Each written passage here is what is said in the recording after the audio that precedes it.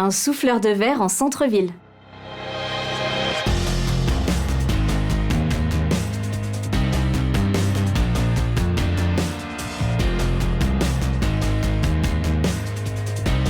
En France, on compte moins de 200 souffleurs de verre qui continuent à conserver ce savoir-faire. Alors pour le faire perdurer, Thibaut a eu une idée. Installer un atelier ouvert au cœur du centre-ville de Toulouse. À l'intérieur, Thibaut souffle le verre et fait tourner sa canne pour façonner les objets qu'il a imaginés. Mais l'atelier de Thibaut, c'est aussi et surtout un lieu ouvert. Un lieu de rencontre où les initiations rencontrent toujours un vif succès. Thibaut est peut-être un des derniers à maîtriser son savoir-faire, mais il l'espère, le premier de toute une nouvelle génération. On va tout de suite en parler avec lui.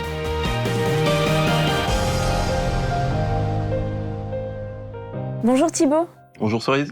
Merci de nous rejoindre pour ce second épisode de Coup de projecteur. Avec plaisir, merci de m'accueillir. Alors toi, tu es souffleur de verre. Il y a 10 ans, tu as eu un coup de foudre pour cette matière vivante qu'est le verre. Tu peux nous expliquer rapidement ton parcours ? J'ai commencé par une formation de designer, donc c'est un bac art appliqué, où on nous apprend à concevoir des projets, à dessiner des idées, à réfléchir à comment les réaliser, mais sans forcément aller jusqu'au bout.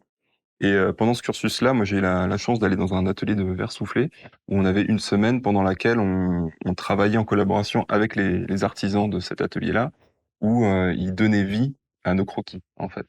Et ça, c'était hyper intéressant parce que ça donnait enfin quelque chose d'un peu tangible et une finalité, en fait, à la réflexion, à la conception. Donc j'ai bifurqué, je suis reparti en apprentissage. J'ai fait ça pendant 4 ans, dans une grande cristallerie de l'Est de la France. D'accord.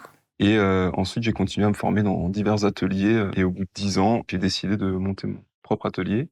Il t'a fallu combien d'années pour maîtriser ton geste, pour être vraiment satisfait des objets que tu façonnais ? Il y a un adage, en fait, dans le métier qui dit que il faut 10 ans pour faire un bon verrier. Au début, je me suis dit, non, enfin, on dit ça pour faire peur et tout. Non, c'est réellement ça parce que faut avoir le temps de pratiquer, de rater, de recommencer. Et il n'y a pas seulement une théorie à absorber, il y a le geste à comprendre. Quand on travaille le verre, on est obligé de démarrer et d'aller au bout de la pièce. On peut pas la laisser en attente, réfléchir, aller boire un café et y revenir. Donc ça veut dire que il faut enchaîner un certain nombre de gestes au bon moment, avec la bonne force, avec le bon angle, la bonne vitesse, avec une matière qui ressemble à aucune autre. Et c'est ça aussi qui était stimulant. Tu fais des initiations. Oui. Et c'est quelque chose de très important pour toi, la transmission. Et donc si je m'inscris avec toi, qu'est-ce qu'on va faire ? Alors on va faire plein de choses. On va s'amuser avec du verre en fusion. Ça, déjà, c'est assez singulier. Moi, je propose toujours une partie très pédagogique. Ça, c'est un truc qui me tient à cœur.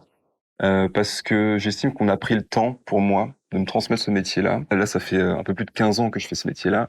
Et je me dis que, objectivement, je suis passeur de savoir-faire. De savoir, oui, bien sûr. Donc, il y a un moment, il faut le partager. Donc, ces initiations, ça se déroule par une partie explication où on présente les fours, la matière première, avec quoi on travaille, les couleurs, les outils.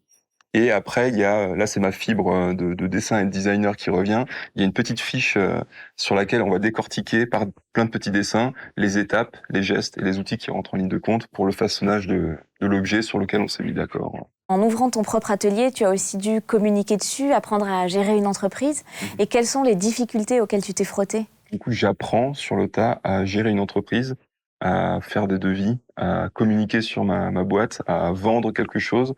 Et ce quelque chose, en fait, c'est un bout de moi. Donc, c'est pas évident de donner envie d'acheter aux gens avec des objets qu'on commence seulement à façonner. Tu vends tes propres créations dans ton atelier ou également sur ton site web.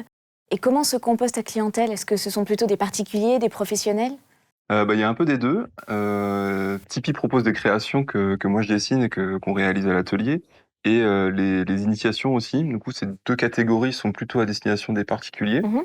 La troisième partie de l'activité se fait sur du sur-mesure ou du prototypage, ou du développement de produits, et ça, c'est plutôt à destination des professionnels.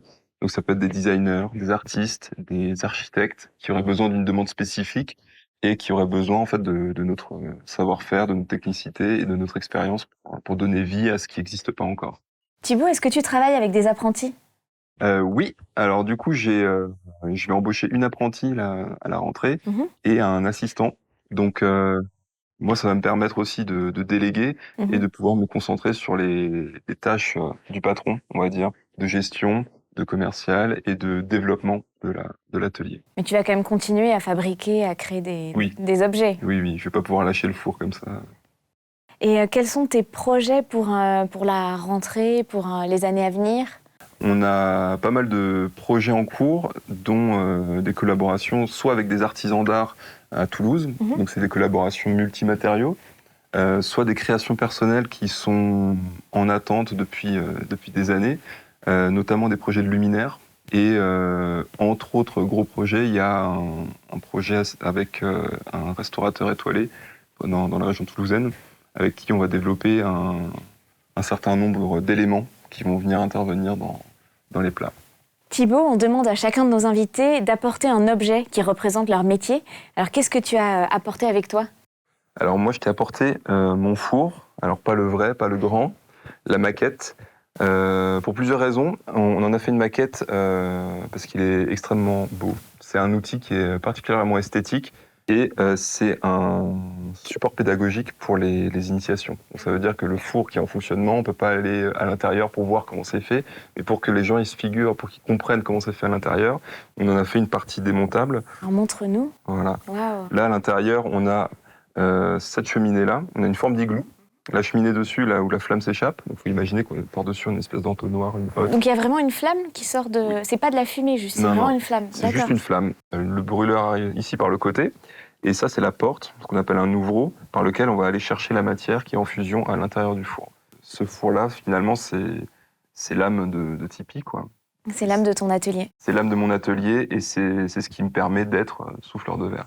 Merci beaucoup Thibaut d'avoir pris le temps de répondre à toutes mes questions. Avec plaisir Cerise, merci à toi. Eh bien tu reviens quand tu veux, c'était un plaisir. Toi aussi tu peux venir à Toulouse. Mais je veux pour ton initiation. Ouais, je veux bien. L'invitation est lancée. Avec plaisir. On t'attend. Plus qu'un entrepreneur, plus qu'un souffleur de verre, Thibaut est avant tout un transmetteur de savoir, un guide. À la tête de son atelier en centre-ville, Thibaut fait de très grandes choses. Et chez Groupama, nous sommes très fiers de le mettre en lumière.